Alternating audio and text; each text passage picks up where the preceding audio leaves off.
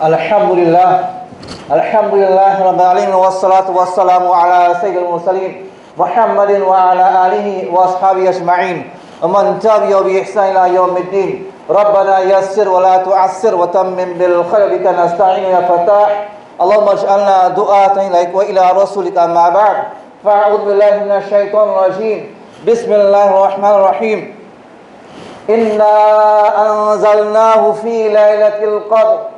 وما أدراك ما ليلة القدر ليلة القدر خير من ألف شهر تنزل الملائكة والروح فيها بإذن ربهم من كل أمر سلام هي حتى مطلع الفجر.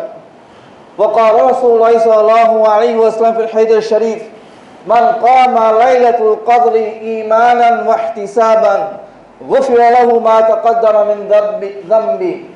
صدق الله وصدق رسول ونحن على ذلك من الشاهدين والشاكرين والحمد لله رب العالمين. Alhamdulillah, first we give thanks to Almighty Allah subhanahu wa ta'ala for all His boons and favors that He has bestowed upon us.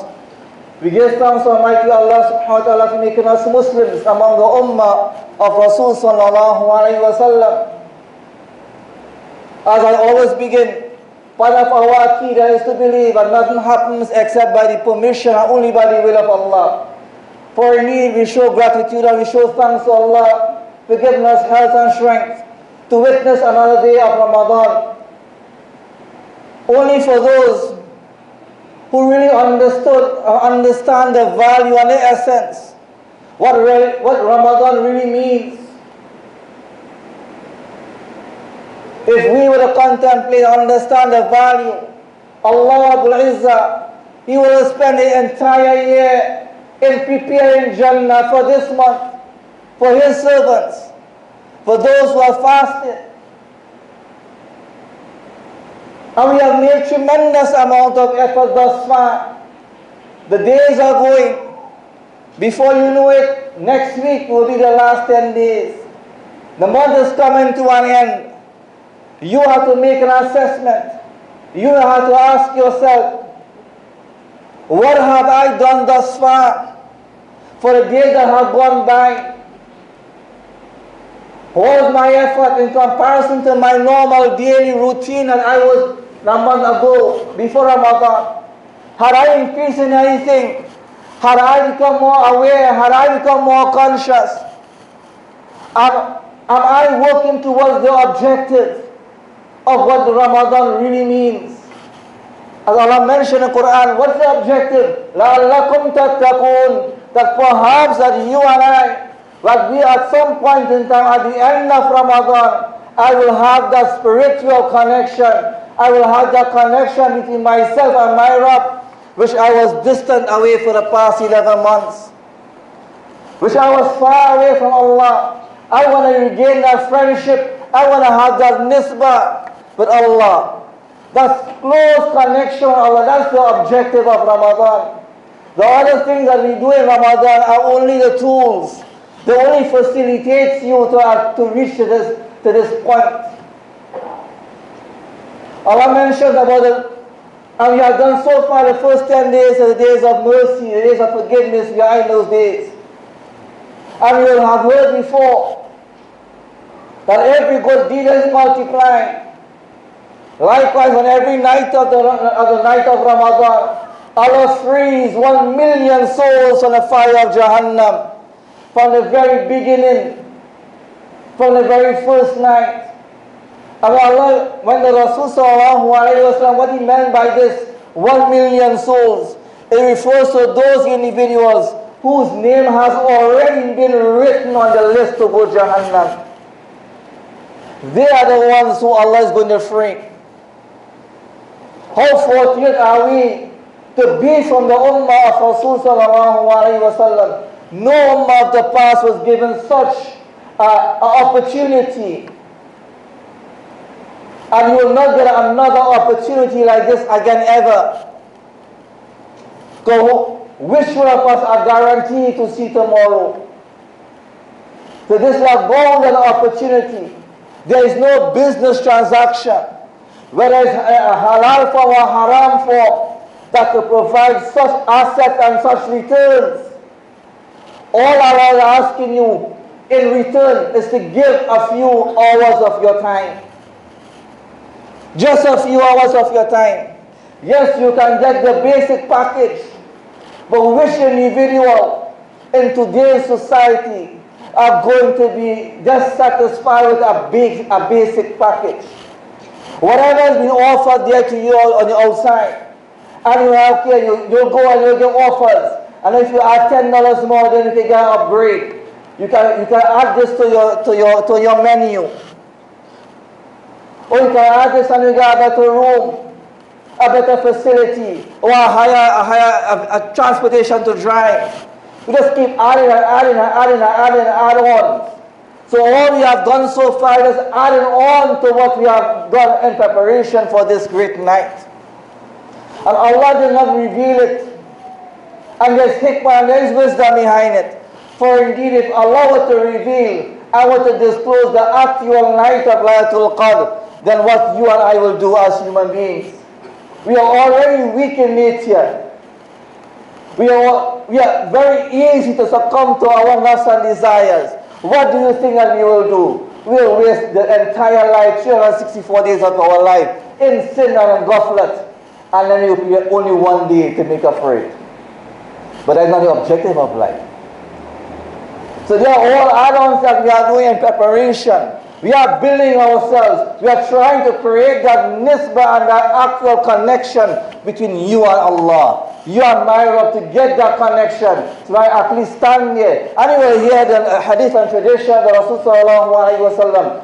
Those who perform their Isha and Fajr Salah in Jamaat, they get the reward of the fast, the reward of the ibadah for the entire night. So if you are here, you are already here for Tarawih, you will get Isha. And you'll be here for Fajr in the morning, you will get the reward. That's what we call the basic package. What else are you going to do Saturday night? Are you going to be satisfied with this simple basic package? Because Allah Himself mentioned in the Quran about Laylatul Qadr, خَيْرٌ مِنْ أَلْفِ شَهْرٍ is better than 1,000 months. That's the minimum. And what's the minimum? The equivalent to 83 years and 4 months of worship. You look and you ask yourself, what is my age today? I might be 50 or I might be 60. Ask, how much of that time you spent in sleeping? How much of that time you spent in eating? How much of that time you spent in your social life and social skills and activities? How much time you really spend in true ibadah of Allah? When you have that special connection and that one-to-one relationship with Allah. You will have all the other activities which if it's done according to the sunnah, you're going to get rewards. You are going to get rewards as though you are in ibadah. But what about that special nisbah, that special connection? When you and I alone are before Allah, you are communicating, you are emptying your heart before Allah. You are asking Allah the do's and the don'ts, the likes and the dislikes. This is the relationship, this is the objective of what Ramadan is supposed to bring to you as an individual at the end of it. That's what we are working for, to create that nisbah. So when we say that we are not selling for the basic package, Allah says, I'm just going to give you. Allah alone knows the value. Just as how you have heard, every single good deed that you do is for your own benefit. It's for your own development. It's for your own success. I mean, you can't blame anyone for what you have done. Once, as long as it's done with good ikhlas and good sincerity, and your work and your striving, I mean, nothing wrong. Why? You enjoy it, it's yours. Your effort, my effort. We make efforts. Whatever good you do is yours for your own benefit. But there's one thing, that what you do is only for Allah, is fasting. I mean, no one will actually fast, truly fast from the break of dawn till sunset, with ikhlas, with sincerity. And along with that, in protecting that fast, ensuring that fast remains in pristine form, but not fall into the areas of sins. But not fall into the areas of sins. So you have a good fast you are presenting for Allah. Allah says, fasting is from me. Fasting from me. I will give the reward.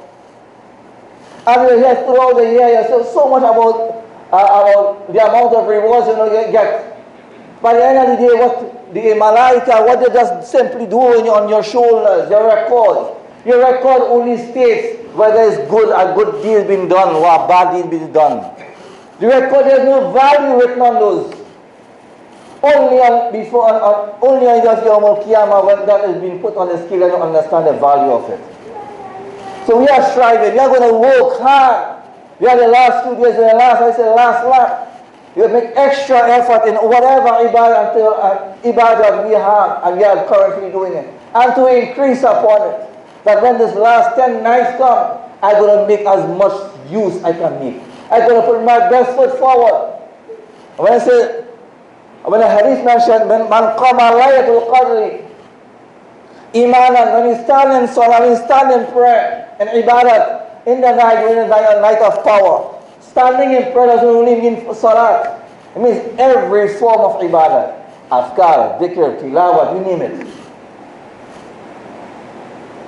You are engaged. Do not simply select a night. Because there are ulama, there are views of the scholars of the past, that the night of Qadr, it alternates, it changes. That's why there are so much opinions, over 40-something opinions from the awliya, from our scholars of the past. And there are so many traditions that you will read. Now some will say 21st night, 23rd night, 25th night, 27th night, 29th night. So much of tradition. What gamble are you going to gamble your life? You're going to gamble the opportunity of actually gaining entrance into Jannah. And the value that you are gambling, and you are putting at risk when you can have the opportunity. All I need to do is spend 10 nights properly. Sacrifice a few hours of your time.